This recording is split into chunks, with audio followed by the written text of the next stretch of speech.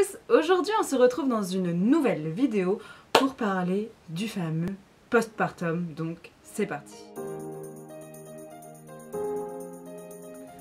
Alors ça y est, mon fils va avoir 10 mois, donc je me suis dit qu'il était temps de faire cette fameuse vidéo du postpartum.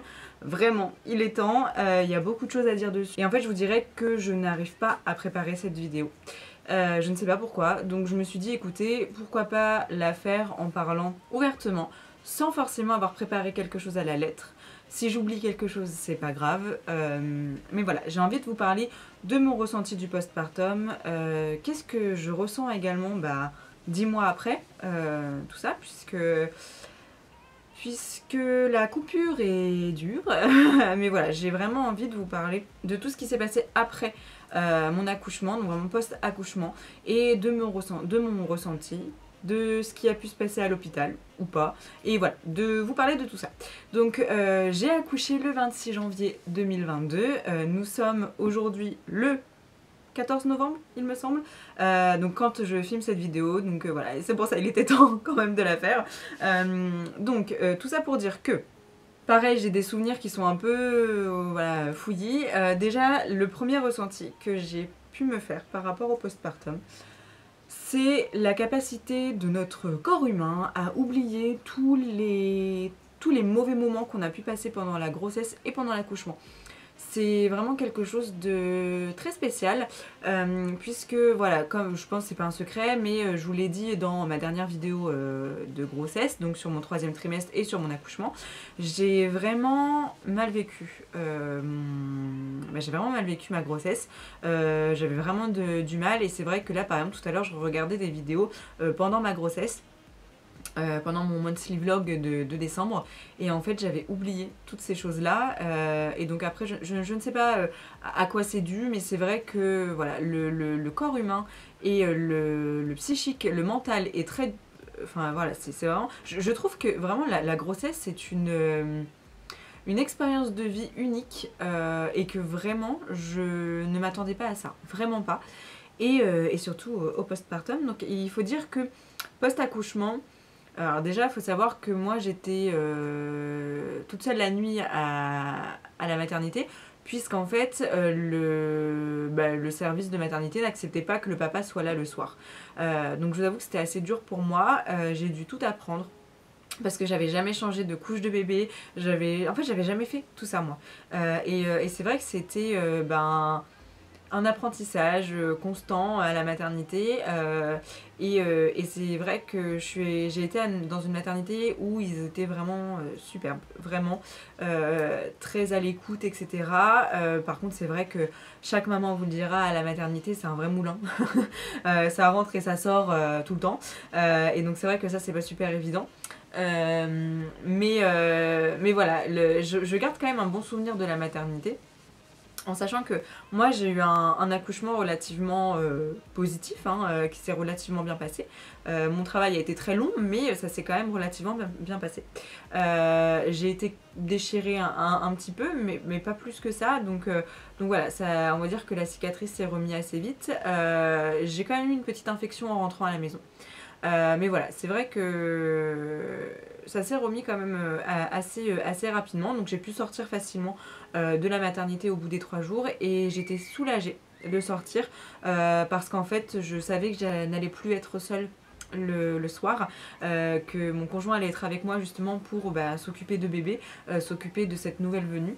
Et ce qu'on a trouvé dur, parce que je pense que le postpartum c'est la femme, oui c'est vrai, mais l'homme aussi pour le coup, parce que alors, on ressent beaucoup de choses nous en tant que femmes, mais il faut pas oublier que l'homme lui a sa place aussi à prendre là-dedans, et c'est vraiment pas évident, parce que moi au niveau mental, voilà, on a la chute d'hormones, donc c'est vrai que je n'étais pas hyper j'étais beaucoup défaitiste, on va dire. Quand on est rentré à la maison, je ne m'en sentais pas capable, je trouvais ça très très dur. Plusieurs fois je lui ai dit qu'on n'aurait jamais dû faire ça, que c'était vraiment voilà, une bêtise en fait, qu'on n'aurait jamais dû faire ça parce que je ne m'en sentais pas capable. Alors que si, en fait, complètement que si. Mais maintenant avec du recul, et j'ai 10 mois de recul sur la situation, donc c'est beaucoup plus simple maintenant de me faire un avis sur la situation. Mais c'est vrai que voilà, en fait, je trouve que le changement du passage vraiment de 2 à 3 est très compliqué, très sincèrement, parce que on rentre quelqu'un dans notre vie, quelqu'un qu'on ne connaît pas, même si c'est notre enfant, on ne le connaît pas, il faut tout apprendre. Et c'est comme si en fait on vous demande de vivre avec une troisième personne comme ça chez vous. Et voilà, en fait c'est compliqué. C'est compliqué à gérer. Et puis après voilà, il faut aussi apprendre à apprendre les réactions de bébé, à essayer de comprendre ses besoins, voilà. Et en fait c'est un chamboulement, vraiment un chamboulement dans votre vie qui moi personnellement j'ai trouvé très très très compliqué, sans parler effectivement du regard que j'avais sur moi-même par rapport justement à ma grossesse, parce que j'ai quand même pris 19 kilos pendant ma grossesse, et donc en fait je suis passée d'un 38 à un 44.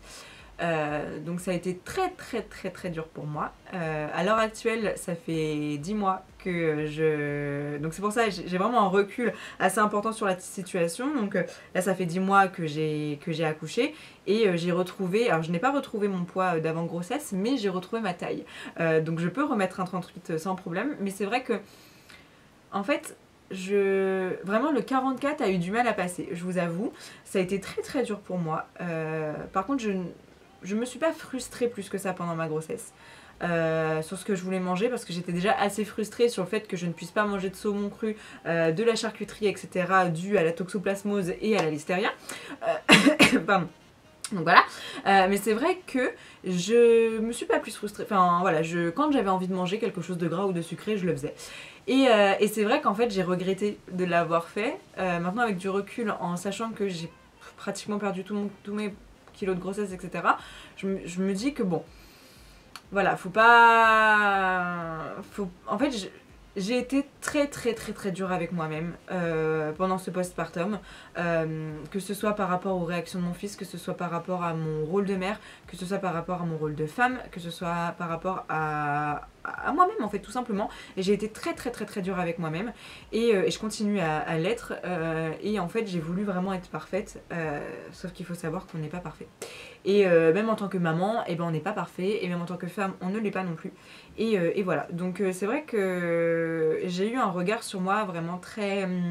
Alors ma caméra a coupé, je ne sais absolument plus où est-ce que j'en étais, je n'avais plus de batterie sur mon réflexe. Donc je sais plus ce que je disais, mais c'est vrai que voilà, ce retour à 3 a été assez compliqué, et en fait c'est là où je me suis vraiment rendu compte que dans un couple, la communication c'était très important, ça c'est sûr, mais ce qui était encore plus important en fait c'est la compréhension. Parce que moi avec mon chéri, on s'est rendu compte qu'on communiquait beaucoup, vraiment beaucoup, mais qu'en fait on ne se comprenait pas. Et c'était ça en fait le gros problème, et donc voilà, essayez de vraiment vous comprendre avec votre conjoint, parce que c'est vraiment la chose la plus difficile, moi j'ai trouvé, voilà, sur ce retour, etc.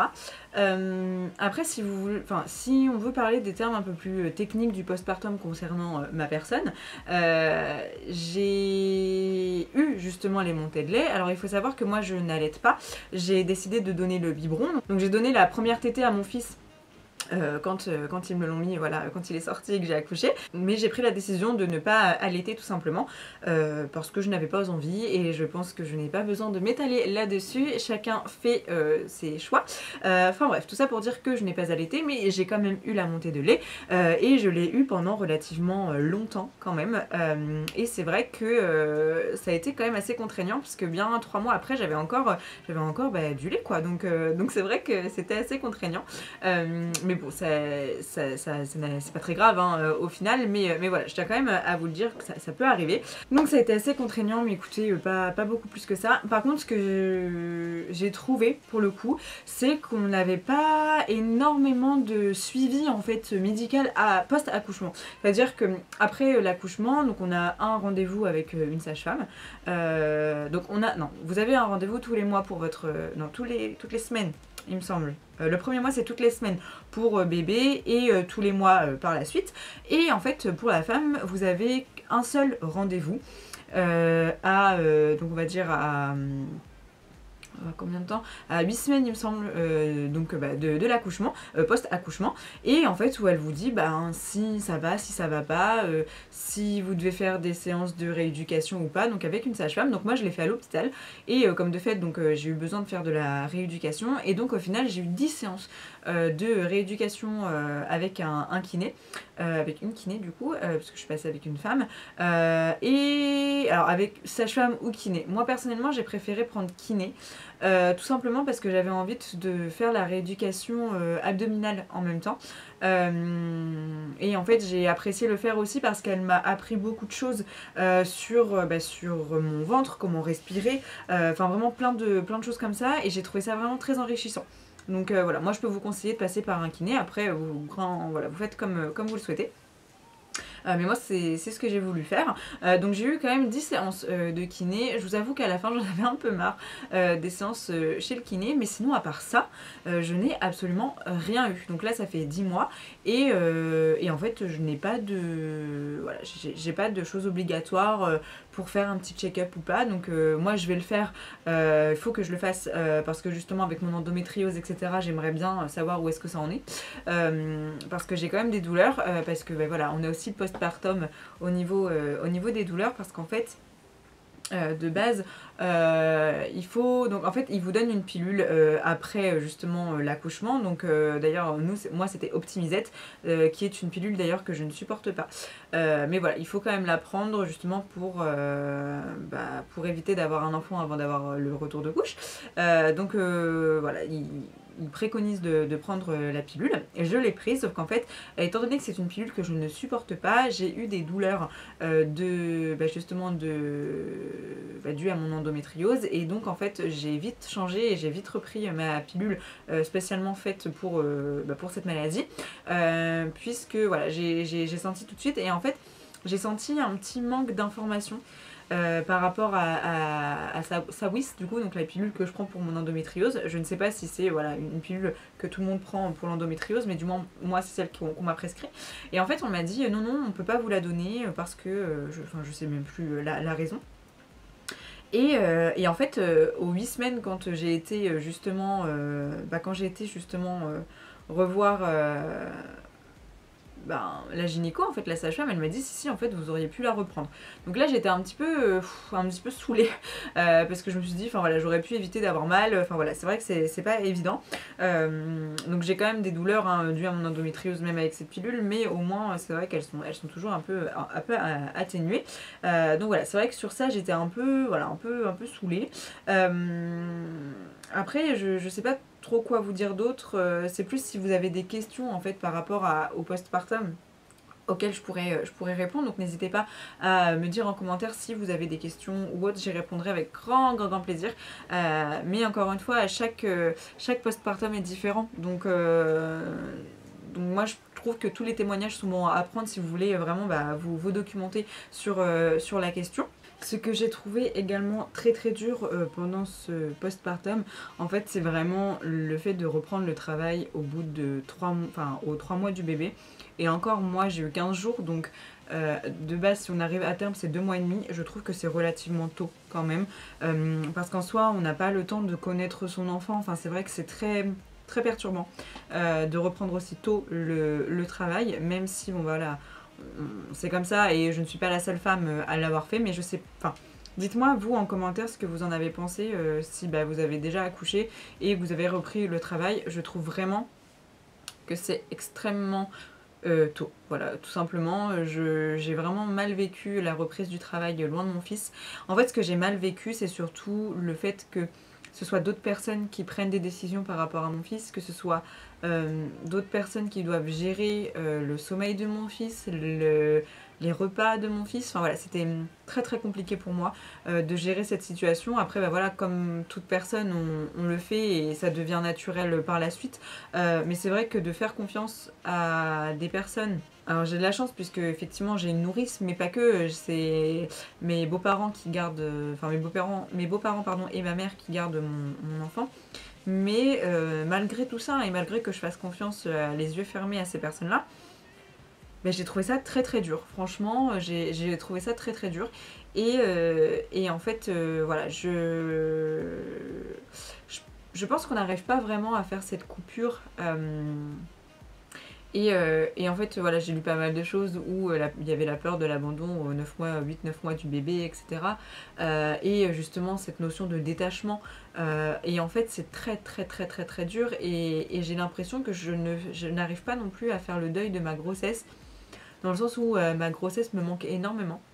Alors que justement je l'ai mal vécu. Donc c'est vrai que c'est très, très spécial et d'un côté je comprends pourquoi, parce qu'en fait c'était vraiment un moment où j'avais mon fils que pour moi en fait, et où il n'y avait pas toutes les difficultés aussi à être maman, dans le sens où bah voilà, le manque de sommeil, etc. c'est quand même relativement compliqué, en sachant que j'ai eu un bébé facile et qu'il a fait ses nuits au bout de 3 mois.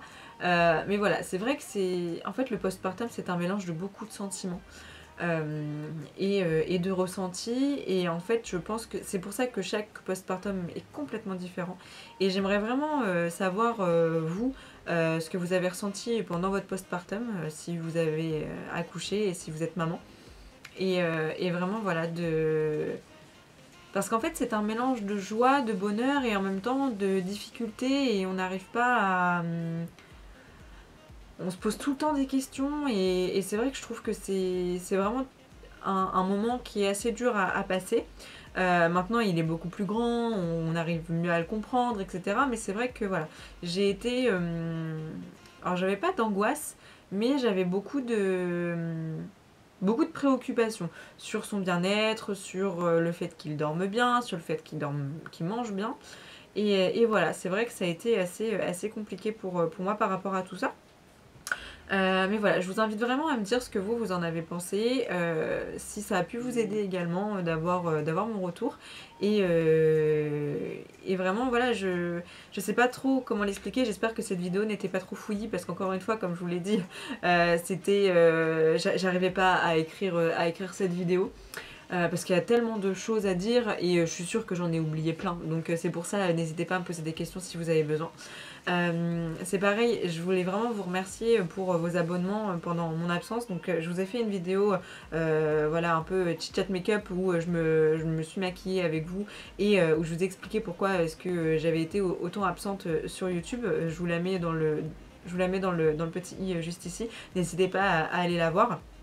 Mais voilà, j'ai vu que vous étiez vraiment nombreux maintenant à me suivre, enfin nombreux, oui nombreux pour moi, 1100 personnes qui me suivent, bon moi je trouve que c'est quand même énorme, et donc voilà, je vous remercie déjà, et peut-être toi, si tu me regardes pour la première fois et que mon contenu te plaît, n'hésite pas également à t'abonner, à également mettre en place la petite cloche, mettre un petit pouce en l'air et surtout pourquoi pas commenter avec ton ressenti et peut-être tes questions par rapport au postpartum, puisque si tu regardes ma vidéo c'est certainement un sujet qui te plaît.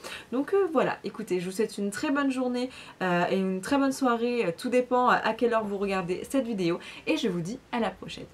Ciao.